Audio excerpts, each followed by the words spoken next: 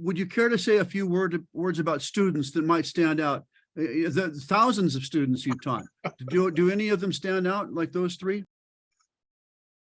Dozens of my former students stand out, and they're just locked in my memory. And the interesting thing is they're all still 18 to 20, 21 or 22 years old. And then suddenly I see them and they're a bit older now. But yes, there are many memorable former students. Among those was Laura, or is Laura Provenzino, who was daughter Anne Marie's roommate at Lewis and Clark. Laura was a star, a stellar performer. She was a double major in history and political science, international affairs. She was also the college's first Rhodes Scholar. And it was my pleasure to work with her and with many other history majors doing an honors thesis in history. Those projects that students did were special. Also, for decades, I taught a rather notorious research methods course called Historical Materials. In fact, I think it was perceived by many students at the college as a rite of passage course, because it was admittedly a very challenging course.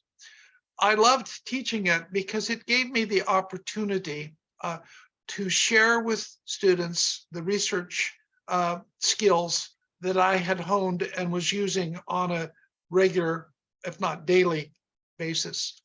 And I used to say to the classes, if you can imagine a source exists, it probably does exist, and your task is to go find it.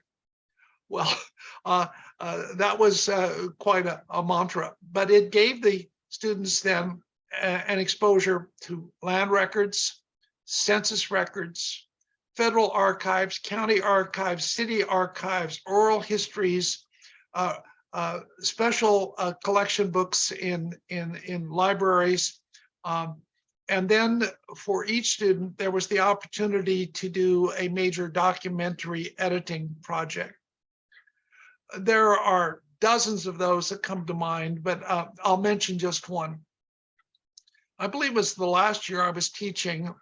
One of my students said to me, Professor Beckham, would it be okay if I selected for my editing project one of my great-grandmother's diaries? I said, this sounds really promising, because I like students to work with a family document if they have one available. And she said, well, there are more than 50 diaries. I said, well, can you get any of them in TypeScript? And she said, yes, my aunt has typed most of them.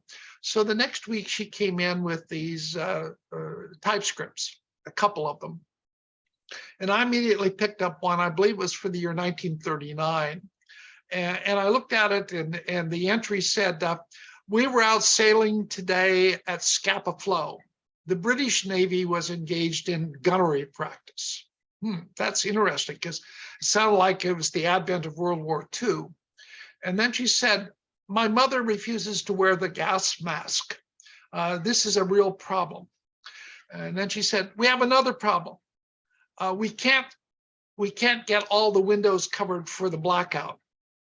So I looked at my student, Anna, and I said, Anna, I think I know what's going on here.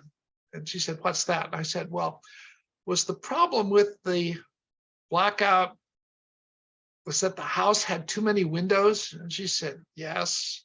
I said, was this Skibo Castle in Scotland? And she said, yes.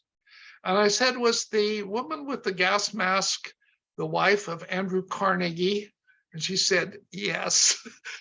And I said, so these must be the diaries of your great-grandmother, Margaret Carnegie Miller, the only child of Andrew Carnegie. And she said, yes. And then I turned to the last line in the 1939 diary.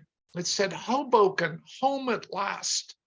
I said, Anna, your family didn't really live in Hoboken, New Jersey, did they, when they got home from Europe in 1939? And she said, no, Professor Beckham, their home is today the Cooper Hewitt Museum of Art in New York City. the Carnegie Mansion. I said, do this diary. I said, this will be a great editing project. Well, over and over again in teaching, students came in with quite fascinating projects. One of them's great-grandfather had been a judge at Nuremberg, and she had all of the correspondence going to the great-grandmother in the States. Another student brought in the diary of her great-grandfather, who'd accompanied John Wesley Powell on his first expedition to the Rocky Mountains. This was before he made the descent of the Grand Canyon of the Colorado, an epical American exploring expedition. And this diary of a college student from Indiana is the only documentary record of Powell's first trip to the Rockies. These were the kinds of things that students produced, and each one of them has created in my memory a special relationship with that student and that project.